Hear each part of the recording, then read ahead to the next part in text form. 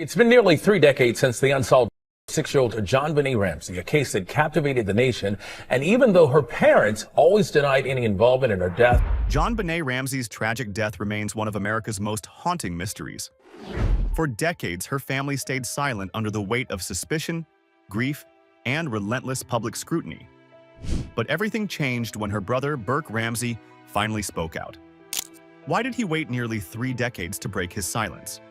What does he know about that horrifying night in 1996? And is there finally hope for justice?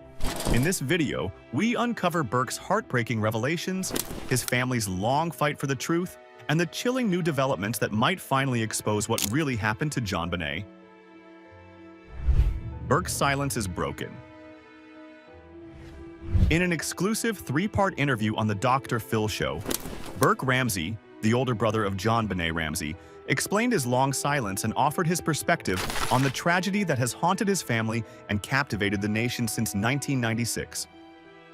For the last 20 years, I wanted to grow up like a normal kid, which does not include going in front of TV cameras, Burke said.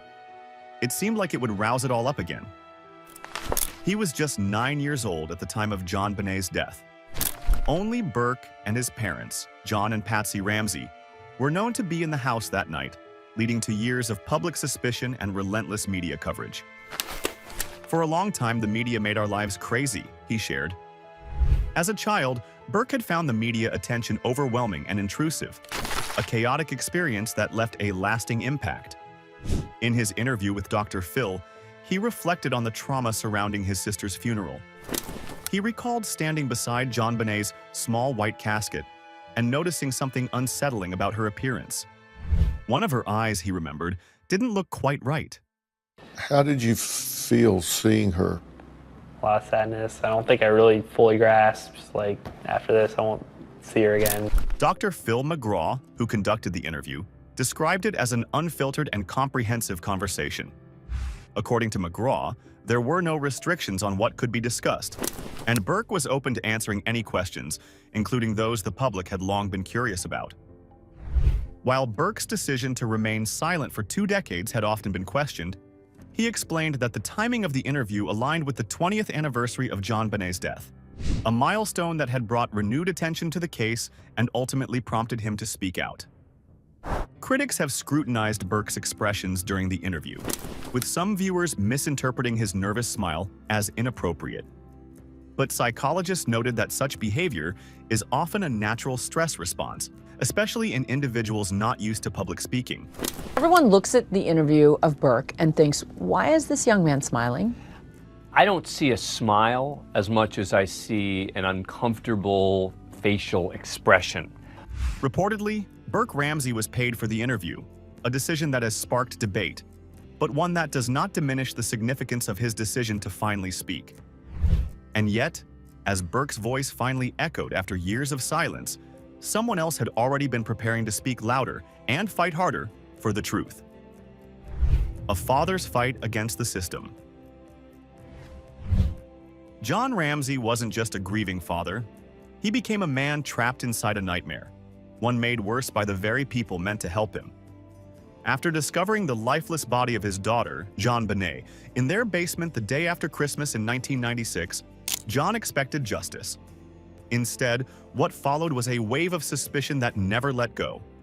Investigators didn't just look for answers. They looked for someone to blame. And from the start, they pointed their fingers at John and his wife, Patsy. 2 competing theories lingered for years. Did an intruder break in or were the Ramseys themselves somehow responsible? According to John, the case was broken from day one. The crime scene was never properly secured. Critical evidence was lost, disturbed, or ignored. A ransom note demanding exactly $118,000, coincidentally, the same amount as John's recent work bonus, was left behind, written with paper from inside the house. John recalls how the police allowed people to walk through the home, touch surfaces, and compromise what could have been valuable forensic evidence. The worst part? 6 hours after officers arrived, he described the moment with heartbreaking clarity. At first, he felt a moment of relief, thinking he had found her alive. But that was quickly replaced by horror as he realized she wasn't breathing. He picked her up and carried her upstairs, desperate and broken. Experts later said that moving her body may have unintentionally destroyed evidence, but John wasn't thinking about procedures. He was thinking like a father. "My dad just said, 'She's in heaven now.'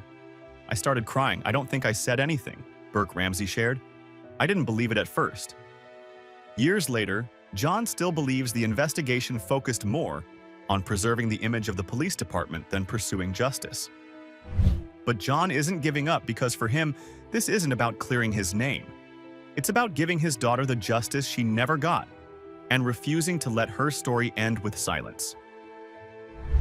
The DNA that could solve it all. In 2008, something changed the course of the JonBenét Ramsey case. Investigators discovered an unknown male's DNA on JonBenét's clothing, proof that neither John, Patsy, nor Burke Ramsey was responsible for the crime. Did you hit your sister over the head with a baseball bat or a flashlight? Absolutely not. It was the first real breakthrough in years. But instead of reigniting the investigation, the discovery seemed to disappear into silence. The mystery stayed cold, the evidence untouched. Now, more than 15 years after that discovery, a new generation of forensic technology is offering fresh hope. Experts like C.C. Moore, a genetic genealogist known for solving cold cases, say we're in a new era of criminal investigation. Unlike older DNA methods that required a match in a criminal database, today's tools can trace unidentified DNA through family trees, even if the person responsible has never been arrested. John Ramsey has pleaded with the Boulder police to allow that DNA to be tested by an independent lab. He's written letters, held press conferences, and launched petitions.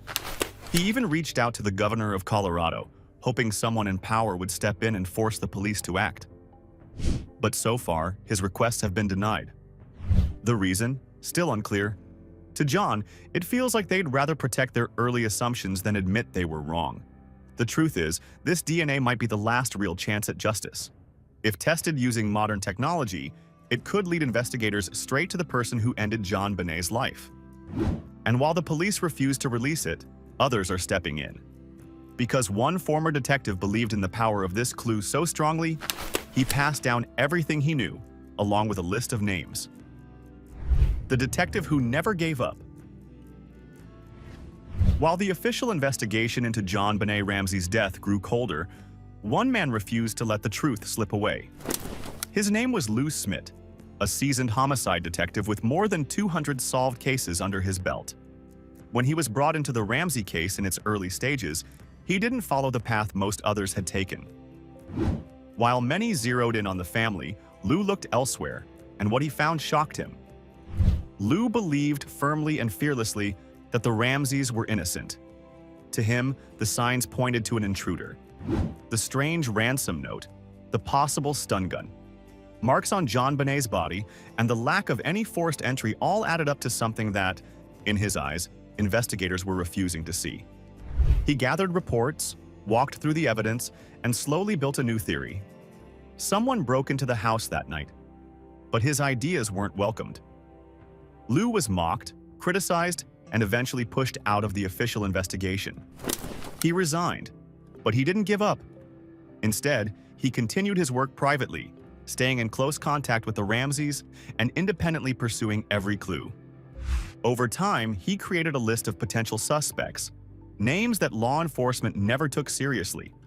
And before he passed away in 2010, Lou handed that list to someone he trusted more than anyone, his daughter, Cindy Smith.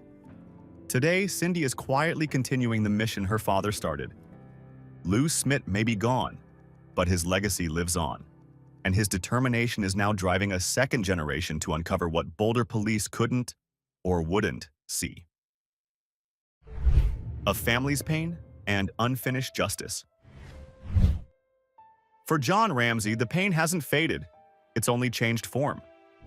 Nearly 3 decades after losing his daughter in the most brutal way imaginable, he still wakes up every day with the weight of that loss. JonBenét was more than a headline, more than a child beauty queen in pageant makeup. At the time, people were saying, oh, maybe Burke did it, or what does Burke know?